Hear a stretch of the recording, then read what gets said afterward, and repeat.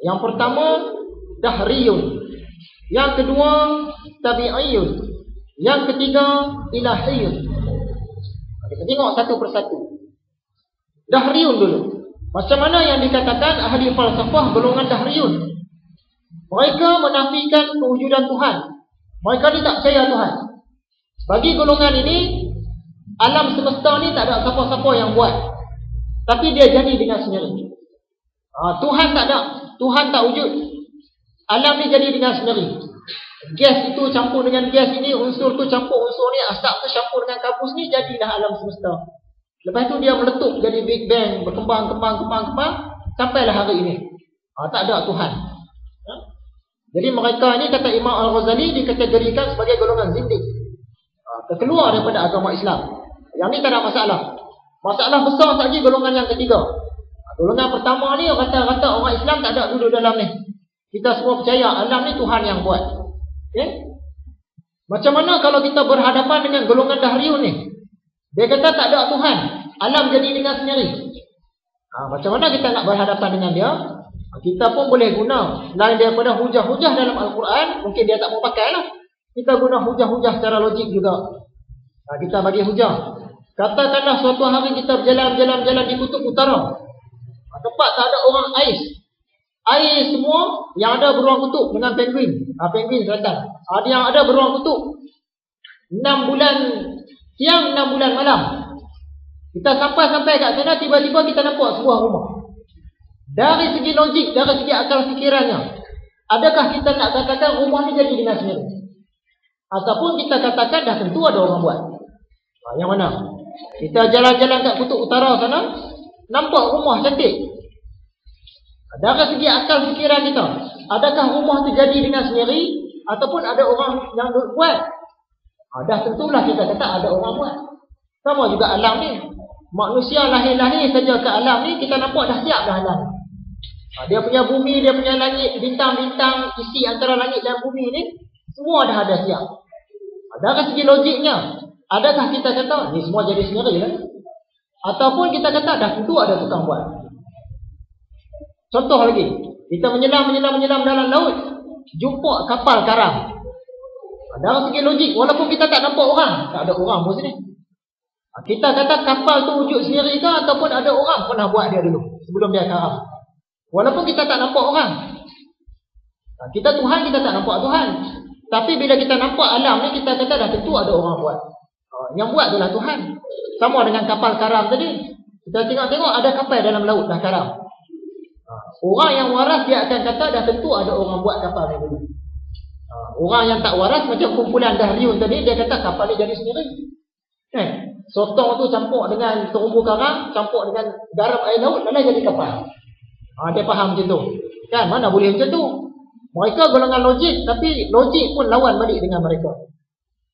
So kita masuk dalam ni, masuk dalam surau, kita letak kasut di luar. Tadi kita masuk ikut pintu belakang, kasut kita dua-dua tinggal kat situ. Lagi bila kita balik, tengok kasut kita dua-dua duduk dalam kolam. Dari segi logik kita cakap, adakah kasut dia bergerak sendiri ataupun ada tukang bagi bergerak dia masuk dalam kolam? Dah tentu ada orang penayar kita, dia ambil kasut keluar dalam kolam. Mana boleh kasut jalan sendiri? Begitu juga alam ini. Mana boleh alam ni dia jadi dengan sendiri? Dah tentu ada tukang buat. Itu dari segi logik. Kita lawan kumpulan ni dengan logik juga. Satu lagi hujah kita, manusia ini makhluk yang berakal, yang ada fikiran, yang ada perasaan. Sedangkan alam ini dia tak ada perasaan.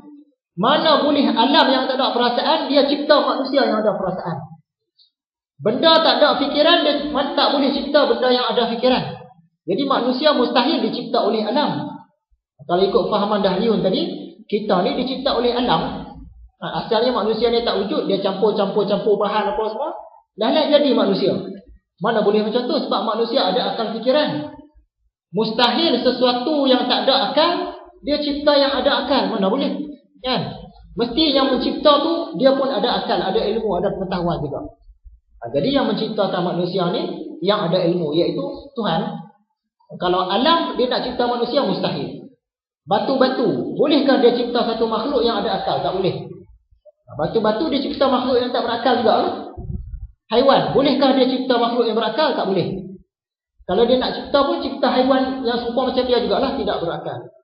Jadi yang menciptakan manusia ni ialah sesuatu yang ada ilmu, yang ada akal, iaitu Tuhan. Jadi kita tolaklah pemahaman golongan Dahriyun ni tadi.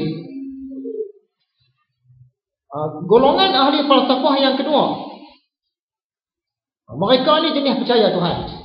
Golongan pertama tadi dia tak percaya Tuhan, kita jawablah. Yang kedua ni dia percaya Tuhan, dan mereka ni jenis banyak mengkaji. Dia kaji pasal haiwan, dia buat pembedahan, dia kaji pasal pokok-pokok, dia kaji pasal tanah-tanah, pasal alam semesta, bintang-bintang dia kaji.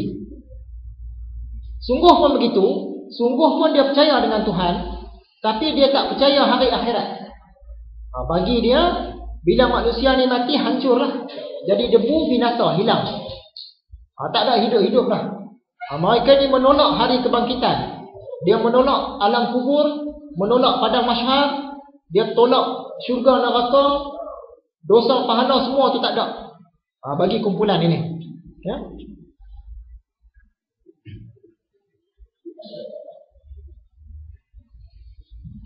Jadi kumpulan ini, kata Imam Al-Ghazali, mereka menjadi hamba kepada hawa nafsu.